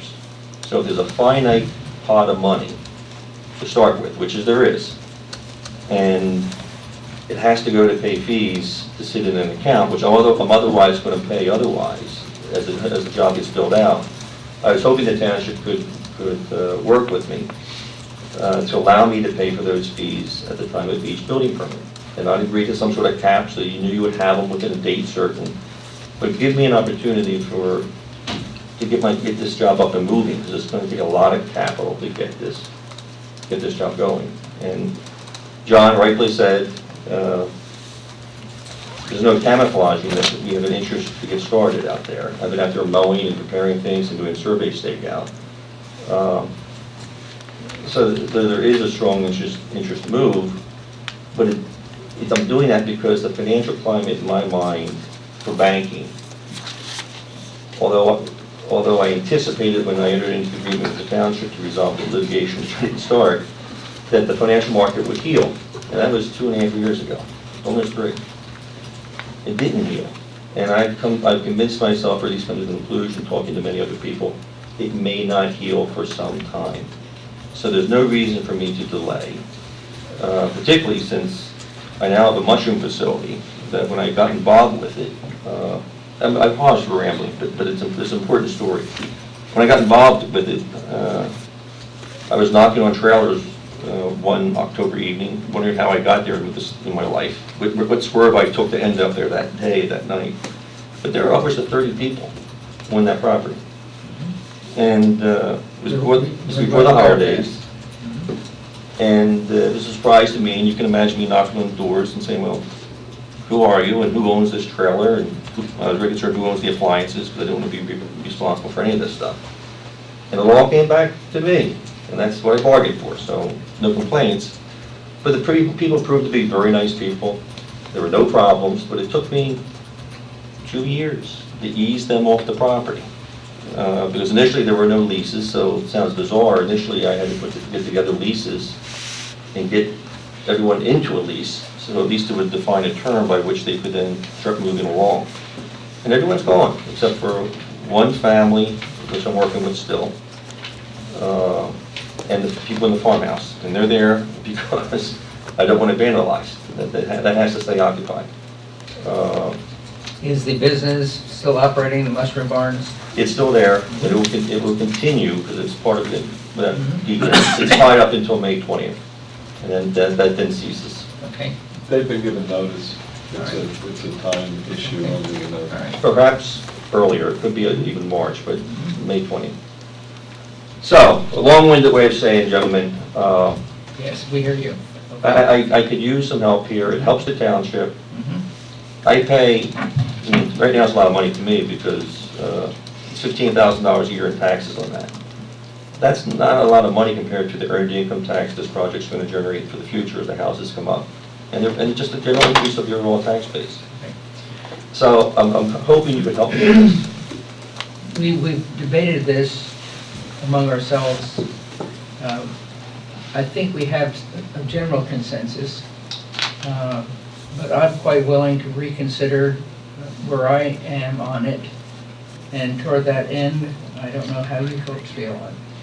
Can we talk about that now, or is that something we ought to do collectively at a later date, which wouldn't help you much in postponing this? Well, I'll start the discussion. I've been the one that has said that although I'm sympathetic, I hadn't heard this story, the depth of this story. But I knew that from the communications that have come through to me, and most recently today, a copy of letter from council. It's the cost of doing what you need to do is a challenge, and in fact, it's a challenge for anybody that wants to do a development in this township. And I've had people tell me that the cost of being able to do work in the township can be onerous. So you're confirming what other people have told me. On the other hand, they're paying it. And there's one fellow I know that's asked for some relief of a similar vein as you have, and the supervisors have not been willing to do that. And the rule is, and the reason is, as I've understood it, is that's our rule. And everybody knows it before they get into it. And so it's the cost of doing business, which doesn't help you very much. But unless there is, the way I've looked at it is, unless there's something unusual about your situation, I said in my email back to my co-supervisors, it seems to me that the rule is the rule. We either change the rule or we enforce the rule, unless there's something unusual. And it may be, based on what you told us tonight, that there is something that could justify the change in the rule. But so far, I've taken the position you need to confront that. Having said that, if we're going to kick over to a later date a negotiation on this other fee, then maybe this could also come up in that discussion as well. My concern is, frankly, what I said in my email in part was, and having been on the board a very short time and having experienced several failing developments in which the township has carried the bag, and there are those in this room that know what I'm talking about. And if you're having, my concern is if you're feeling stress at this point, what are we doing down the road when you're actually dealing with the reality of it on a day-to-day basis, cash flow? And so I would want to see some way to guarantee that in the future that money is paid irrespective of what your company may do in the interim. That was our proposal, and by the way, I'd just like to make clear, this is under an agreement instead of a set of rules. This is under an agreement to pay a $5,000 impact fee in essence. The impact fee is to be paid upon recording of the final plan and posting of the security for the lots that are able to be built. Now, this is done in phases, so actually we're really talking about 22 of the 36 lots at this point in time to begin with, and so therefore 110 and not the whole 180 because it specifically deals with then the posting of the financial security. What we've suggested to you is we will take that a step further with respect to this 180, and we will post as security, like you're getting for the financial security for the improvements, financial security for the full 180 at this time. And then it will be drawn down and paid as the lots are developed in the first phase and the second phase. So you would have all of that at the start. Are you talking of the 180, or are you talking about the larger fee? So my letter was about the 180. I know John is also talking about the sewer. And I don't know what his position is on. I think we're really talking about the sewer, were we not? No, but they're both tied together, but yeah. It's just the cash flow. But To address your issue as far as the job being a success, I don't think you've ever had a developer in front of you who bought the property with equity, got the approvals with equity, improved the farmhouse before, just kept on going, and now he's I heard you say he's that. paying it. Yes. So you don't have a bank against you. You have just me, and my wife, of course, and 3 daughters. And I can't speak what they're going to do to you if it doesn't go well. But we're talking about in 180, a letter of credit, so that it's not, you're just looking at, it's a secured. You have a comment? Yeah, I do, a comment. You phrased at the time of recording the plan, that's open-ended. Well, it really says to create, let's see, it's due upon the recording of the plan, of the final subdivision plan to create the lots from which the unit will be built, and the posting of financial security therefore is when it's due. And my letter failed to take you through the second part. This is in phases, so in essence, there are 2 phases. One's 22 and the other's the remainder of it. So from the standpoint of what would be due of the 5,000 a unit would be the 22. What John has said is he would post security for the 180, so you had it for both phases, if you would let him pay it as the building permits are pulled. And that would help. The township's going to get all the money. There's no Okay. incentive on it. Okay. Bob? No. I'm not, speaking among the 3 of us, I'm not comfortable letting, having no money at a final plan signing. I think we should get something. This is in 2 phases. I could support the idea of getting that which is prorated due for phase 1 at that time. How do you feel? That you would prorate what's due for the first, or that the first would be paid? First would be paid at plan signing, the first phase. That's tonight. Well, By the way, recording. John would like your signed plans tonight.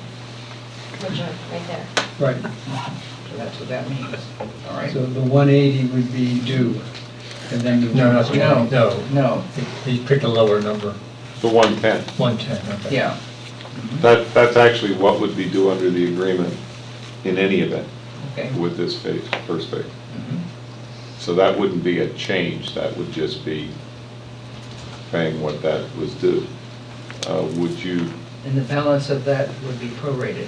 the balance of that would be due when the security is posted for phase 2 under the agreement. Or within 30 months. Or, yeah, and that, or, well, actually, yes. Okay. All right, so I'm sorry I'm being obtuse, I'm trying to follow it through. I thought you said there'd be a letter of credit for the whole thing? Well, Art's suggestion was that if, instead of collecting the 110 tomorrow, when the plans are released, you collect a $180,000 letter of credit, and then that gets released $5,000 a lot as the building permits go on those. And that's what I'm hearing, no. So in essence, what But how does that, I'm sorry to interrupt, but how would that get released to us? It would get paid to at the time of each building permit. You would hold a letter of credit as security for those. So you're saying we would release it and then you would pay us? Yeah. No, actually, I'm saying you would be paid. And then the And letter of They credit. don't pay us, a letter of credit doesn't pay us. No. At the time of building permit application, you will be paid the money. And then we'll release it. And then I'll come back to you and say, hey, by the way, you've gotten this money, can you release the letter of credit that I posted tomorrow? Okay. So you will get your money first, and without regard to the letter of credit. Letter of credit is just your security, so you know it's going to get paid. But I understand that Mr. Elling is saying that that was not acceptable to him, and I just wanted to make it clear that if nothing else happened, the fee that would be due tomorrow to release those plans would be $110,000 for the 22 lots in Phase 1, plus the letter of credit as financial security for the improvements in Phase 1. Because it's owed. John, let me Yeah. ask a very naked question. When we sign these plans, and you march out of here with them, what cash do we receive? He can't take them with him. I understand, that's. Yeah. Figure speak. Tomorrow, when we come in with our letter of Yes. credit and the financial security agreement, we would have to pay you the fee for the lots that are created by that financial security, And that is which how is much money? 22 lots. 22 times what? Well, it's $5,000 on the fee here. Okay. I take it, we haven't talked about sewer, as what you're saying is if you take the sewer fee for 22 lots, that's at least a position that John is here. Well, let's let's solve the first one first. By the way, I want to interrupt this. This is a rather singular discussion, and I'm going to suggest, if that's okay with everybody here, that we finish the agenda, and we will go into, could we do this, call it executive session? Everybody could leave or stay as they see fit, but we wouldn't close the meeting because we have to take official action. Would that be okay with everybody? Unless you guys are not bored to tears with this, and you want to stay, that's perfectly fine. But otherwise, let's do as I suggest, let's continue on here, and we will, are you okay with that? Yeah, sure. Okay. Bob, you all right with that? Scott, are you okay with that? That's fine. Okay. Very reasonable. Then let's go on to the, The only thing that hasn't been done is the escrow for Penn's Manor. I don't have it. I don't have anything. I don't have anything. I never saw it. I sent them all. Is that a release? Mhm. How much was it to be released? I tell you what, but I just. You guys got them You didn't know. a week. I didn't bring them with me. Yes. No, I didn't have that. I know what the You one guys is, all but got I them didn't- twice. But here they are. Read them to us. Oh, I You can give them remember. to Bob. One is to release 185,294.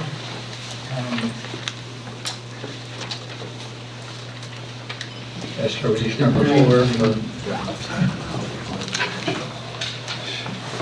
This is release number 4, that's correct. It's recommended we release of 149,202. The remaining in escrow would be 185,294. so moved. You want a second? Sure. Okay, all in favor? Aye. This one is release number 3. We recommend release of 3,792 and a change, 38 cents. and 18,430 will remain. All those in favor? Aye. Also. I'll second you. Now, before we leave, we have only one other thing, that's public comments. Did you have? Public comment. Yes, we're in public comments now. I'd like to bring up the fact Tom and I represent the Brandywine Valley Scenic Byway for the township. And as information, I sent you a draft letter that the Scenic Byway Commission will likely act on in this month's public meeting, which is this week. Thursday. We have a grant for $200,000 from the Federal Highway Administration, which we found the terms that PennDOT has developed over a period of years are basically unacceptable for both, in our opinion, Kennet Township and Pennsbury Township, but the control is under the Scenic Byway Commission. So you saw that letter, and I just wanted to see if you had any questions, because we are likely to withdraw from that and essentially walk away from that grant. John, when and if you walk away from that grant, what effect will that have on the schedule to begin and complete the project? Remember, that grant, the scenic byway has is to complete the Longwood connector, we call it, from Hamilton to Longwood, and the Pennsbury piece from south of Mendenhall to the Delaware line. It will not affect the one taking Okay. place next All right. year. The construction of the Kennett Bikeway is not affected. And that's what that resolution was about earlier. In Pennsbury, we are working in the direction of having a repaving effort meet that at no cost to Pennsbury or anybody else. For the connector from Hamilton to the visitor center at Longwood, that's up in the air because Longwood is not ready to proceed at this time. And the obstacles presented by PennDOT, in my opinion, are unworkable with Longwood. So that's unknown when that piece might even get restarted. Okay. So, 2 questions. Yes. Does this board need to do anything? No. And number 2, is there any ramification back against the township by you fellas advising them that we're not pursuing that? Now, my understanding is the federal highway will reallocate those funds somewhere else. We have no obligations for anything we've done to date, nor will we in the future on this. We haven't drawn down any of that money. No, we've gotten no authority from PennDOT nor the federal highway to spend any of the money because we haven't met their conditions. Okay, so you're just advising us that this is what's going to happen on Thursday? Exactly. Thank you. You're welcome. Any other questions? If not, I move we... Mr. Oh, Can I just sorry. give you just 2 minutes? Sure. Fire Marshal Mitchell yesterday noticed the traffic signal control cabinet at Fire and Cypress was on site. There wasn't somebody in emergency services that may have never noticed that. But because he did, Roger and I were able to cover the cabinet, stop that rain going into the electronic cabinet. But I need a witness. It happened late Saturday night into Sunday morning. I just have a car skidding into the cabinet. So, excuse me, this is McFarland. That's one, if anybody knows anything, saw anything, the car stuck there, whatever, I need to know that. Because this is going to be expensive to pull the guts out of the cabinet, the new cabinet, put the guts back in, get it all back up and certified. We have insurance, but still. That's one. The other thing is we received grants from the county as part of the traffic funding in the county for a overnight, late night DUI patrol. And the reason we were interested in that DUI patrol is because we noticed township signs, guardrails, things like that getting hit during the night, like the traffic control. So we know that there are late night DUIs out there, that their grant covered the overtime for an officer. The overtime for an officer, for the additional officer. Well, I'll be it, so I have to be out there with him, so I see both of us at the same time. That's the reason he gets the overtime, I just have to be there. We also got, in that same project, seatbelt enforcement and the child safety restraint. And the last one, which we get a lot of reports of, is aggressive drivers. So there's 3 grants there. We're going to take part in, just to let you know. Thank you. Thank you. All right, I move that we adjourn in the fashion that we discussed a moment ago. Anybody second that? Second. Okay. And you're all welcome to stay or get up and go. We'll start our action back in about another 2 or 3 minutes. I wanted to point out to you guys that, originally John had requested that you guys allow him to pay for each building permit the $5,000 fee and the connection fee at the same time. That was the original proposal, so $12,360 at the time of each building permit. Then I advise them this will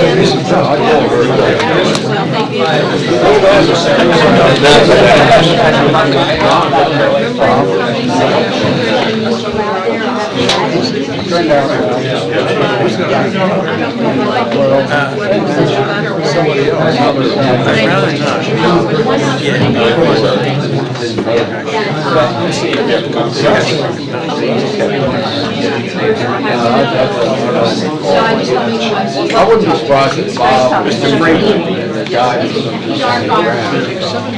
Just in case about that. I know that.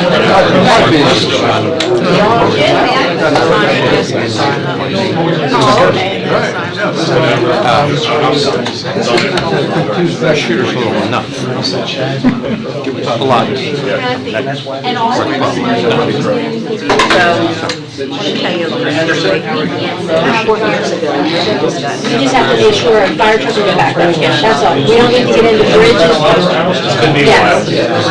Yes. No, meaning from where his driveway, where the existing driveway is in his lane, that's it. We don't need to get into bridges and all that craziness. Well, then we're so I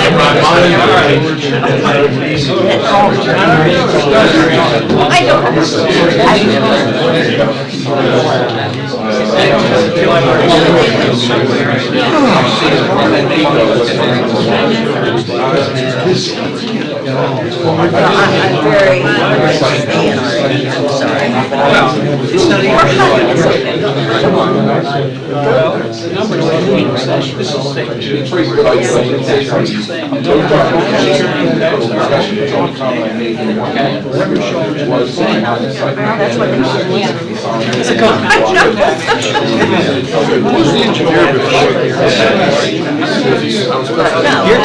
No, yeah, we're looking at this project, the previous applicant interest. Oh, the, Was it George? Yeah, it was George. That's what I think this. Hi, Bill, how are you? That's right, that's going back a year. I did the plan for 3 days. I'm just kind of wondering if the grant would have been, if this 100, whatever the quality grant with that. No, whatever they're. No, that was something that, we knew there was gonna be something, so we just wanted to lump them all into one.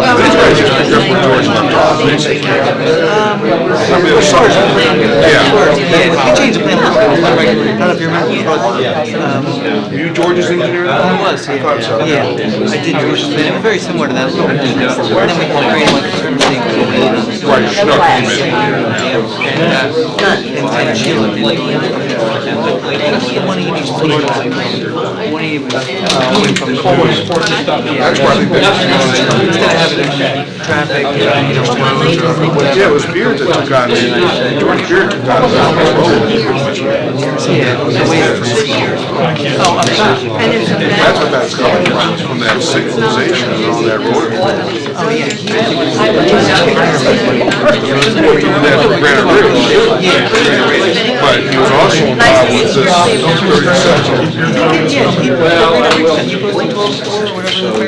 I think this was here before you knew about Granite Ridge. Granite Ridge was not even a blip. Yeah, we're talking about two different things. Yeah. Yeah, I forget what the, I just go back. You know what? Thank you. That's where the confusion is coming from. I don't know if then you go back to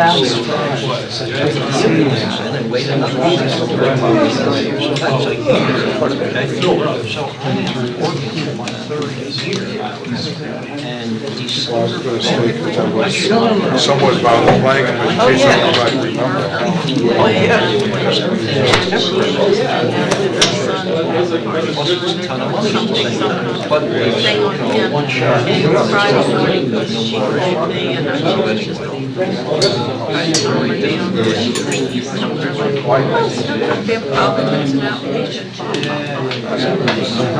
Well, anyway, I just want to say another one.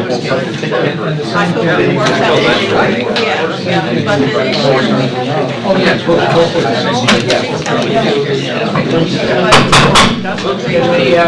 Oh, no, I feel bad. I feel bad.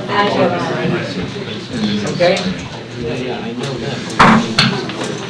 You have heard us focus. I was trying. Hey, we're willing to compromise, as we talked of earlier, on 180, and we will accept, when this is signed and given to you and recorded and so forth,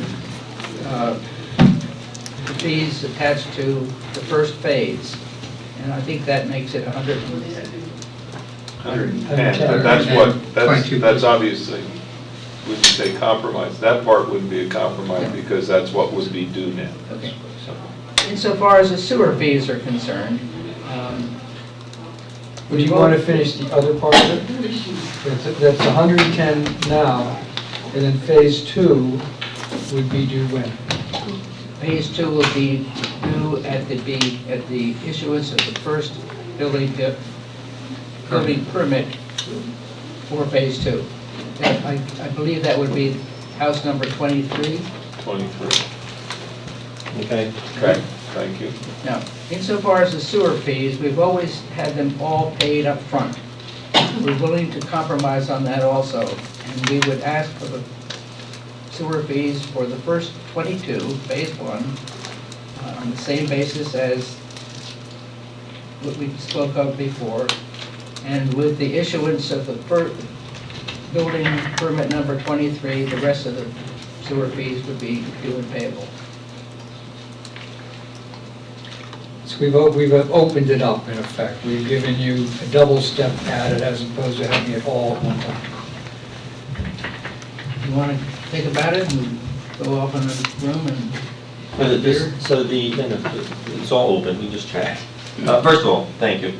I mean, wherever we are, thank you very much. So you're saying that when I start phase 2, instead of paying the money at the time of plan recording, I would pay the money at the time of The first building permit in that phase. in that phase. There are not separate plans for the 2 phases, are there? No. No, there's posting of security. We would post the financial security, build the roads in that, pay you the fee at the first building permit is what I just said. Yes.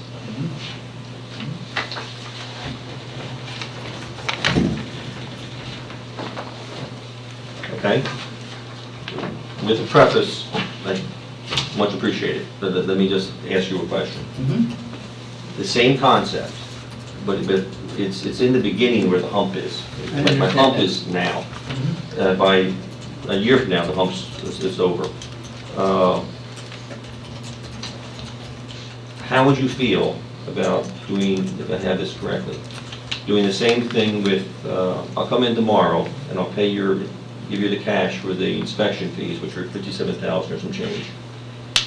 If I could then pay you the 110 upon the first building permit for phase 1, and then pay you all the Phase 2 fees at the time the plan is recorded were approved. All of phase 2. In other words, reverse it. Just reverse it. Phase 1, those fees on the first building permit, Phase 1 for the entire phase. Then Phase 2, the entire fees in Phase 2 at the time of posting the security for Phase 2. So Phase 2's fees get moved up, Phase 1's fees get moved back, but instead of building permit by building permit, they're all due at the time of the first building permit, Phase 1. They're all due in Phase 2 at the time of posting financial security. Is that what you're saying? That's exactly it, but let me explain to my mind what I'm thinking and why it works. Right now, in addition to the roads, I have to build sewer pump station. That's worth $253,000. The builder who I'm working with, by the way, is NV Homes. They're the people that built the luxury homes up in what was Tom Bentley's job. So this is the high-end brand of NVR homes. The reason why that helps, what I'm proposing, or the nut, is because I will be getting deposit monies from NV Homes come basically March or April that I can then use just to pay you the money that you're looking for. So it allows me to go forward without any real hardship to build all the site improvements which I'm doing. You still get all the fees that you're asking for. I'm just asking that is it possible to flip it around? I would pay you the 110 the first building permit. Why don't we reduce this to a cash flow, okay? And on the left axis, I see 3 things. One of them is the 180,000.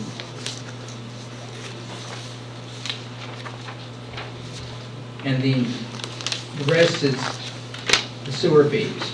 Now, each of them is divided into phase 1 and 2. Correct? Correct. Now let's talk about the 180. On my cash flow, I see a chart, and let's say it's, when these are signed and sealed, we get how much money? 110. 110.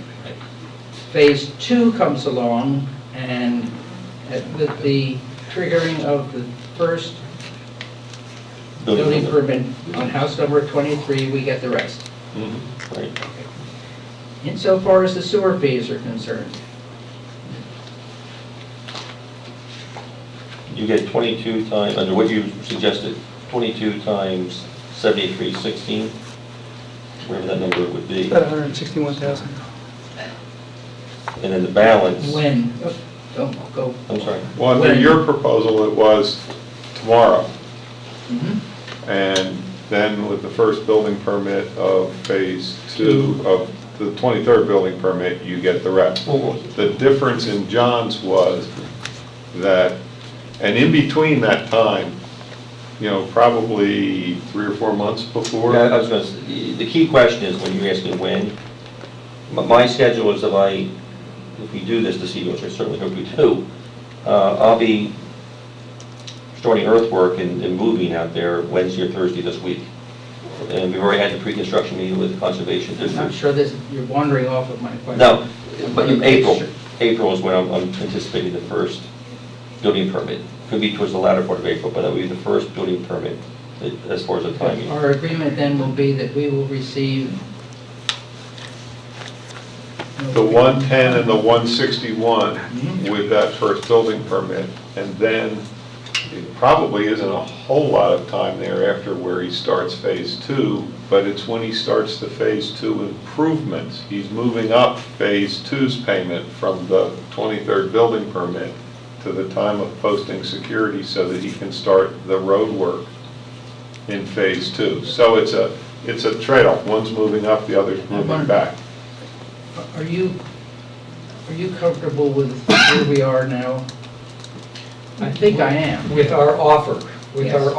Now, he's thrown in something else. But that's, He's moved our offer back 6 months. Am I On understanding the correctly? first part, and up 4 months probably on the second part. Correct. So we don't get anything tomorrow. I pay the Yeah, $1.2 million for the letter of credit, and I give you the $57,000 in cash tomorrow. And then the $12,000, you have to tell me what you're doing with that. That's for inspection fees. That's right. So, so you're secure. But as to the sewer and as to 110,000, we're not Well- getting any of that for 6 months. No, Is that what you're saying? I'm asking whether it would be, the first building permit should be there in April, if I start my road improvements, because the first building permit's all tied to, And you're saying that the first building permit, house number 1, we got the 110, is that correct? And the sewer permit, all the sewer fees for the first 22 lots. I'm all right. Yeah, okay. Now, will you put this in writing as quickly as you possibly can? And- We will have it when we come down to pick up the plans and When, tomorrow morning? and bring the letter of credit. We will bring that executed. Is that tomorrow morning? That's tomorrow morning. What time, more or less, before 10? probably not, it's probably gonna be after 10, because I have to get the. We got You have a everything couch all in your set. office, right? You Thank guys, you. I think the All right. three of you have to sign the plans tonight and the letter Finances. of credit agreement down there Okay. before you leave. All right, we will do that. And we will be here sometime tomorrow with the letter of credit and the inspection fees, that cash deposit. And we will have that letter for the payment schedule for the sewer fees and the $5,000. Give me a wild idea when it might be, because I want to plan my day as well. Before noon? For the letter. But you don't have to be there. No, I know I don't have to be here, but I want to see it. We could email it to the township first thing in the morning, how's that? Yeah, I could email it to you by 9:15 or 9:30. Nobody have it. Yeah, okay, you'll get that. Because our question as to when we're going to come here really doesn't have, that letter isn't going to be what determines it.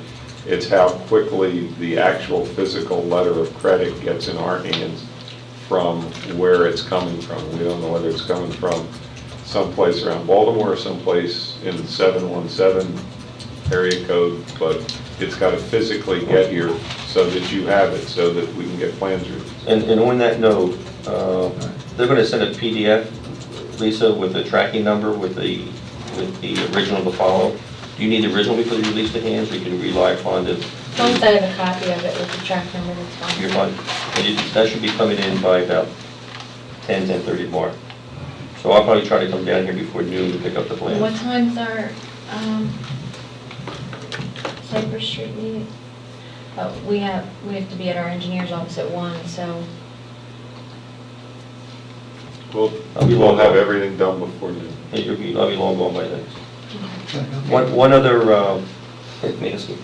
I have some extra prints, some plans. Can I leave them here to be signed also? The reason is, when I take these big plan sets to the county in the hallway to record them, they're gonna make me rip off the top 5 pages, and the rest of them are gonna be going into trash. So instead of doing that, I brought you 5 copies of the record set, so maybe I could just give those record sets to them and just deal with it more efficiently. So you think when you go to record them, you won't need them? Well, I better take them, but if history is I would be any, surprised if you don't need them. well, if history is any guide, every time this happened with me in the past, I'm in the corridor of the recorder of deeds, ripping the pages across, because all they want are the pages that are gonna be recorded. So The ones that have a signature on them. that's right. Well, no, only one signature, but there are like 8 pages that get recorded. Right. Some of them have signatures because they're the BMP. But what you're going to leave here has no signatures on it. It does have a signature place for you to sign, yes. You It's all want to notary- sign all of them? Please. Tonight? No. It's 5 more. You have 9 here and you have 5. But that's a big deal, don't worry about All it. right, okay. Rich Lev, could I just ask, how much is the letter of credit for, and what's the guarantee the township will receive it, the total funds? The letter of credit is issued by Morgan Stanley Bank. It's issued for $1,256,80, I believe, and some change. And that's a letter of credit that You was, guys haven't voted yet. the amount was reviewed and approved by the township engineer to reflect the escrow of all the improvements that we're going to be doing. So it's a So it's guaranteed and it's dedicated to paying the township the fees? If I don't install those improvements, the township can qualify that letter of credit to do the work. Yes. I move that we accept the terms and conditions that we've debated and resolved here insofar as this development is concerned. Do I have a second? Second. We have one condition still to resolve later on, is that 12,000 or whatever. Yeah, and our answer was, we're gonna pay it to you, that's and then, correct. Yeah. John said, we'll try and work it out, and But if that it doesn't have to doesn't be in work a out, then resolution, I wouldn't think. Okay. The motion is on the floor and has been seconded. All those in favor? Aye. Aye. Gentlemen, Thank thank you very much. I didn't hear that cork popping. Listen. You're adjourned, but a comment from the floor. As a resident, it was a pleasure to see the three supervisors working together with their different experiences and backgrounds to resolve a common set of problems for the betterment of the township. Thank you. Yes, right. By letter of credit. it stays with one agent, it's just new innovations, which does it always. It's 10%, but under 5,000, you know, it's 10% of the budget for $5,000. So say the budget's And the subsidy of $800,000, then 10% would be $80,000. that stays the same as what can. But if it's 5,000 over, yeah, or 10%. Either way, either way. Financial security, the Yes. first phase is reference building permit. The second phase stayed at the time of the financial security for the second phase. Interesting. And then the sewer permits were handled the same way. Thank you. Not anymore. Are you okay?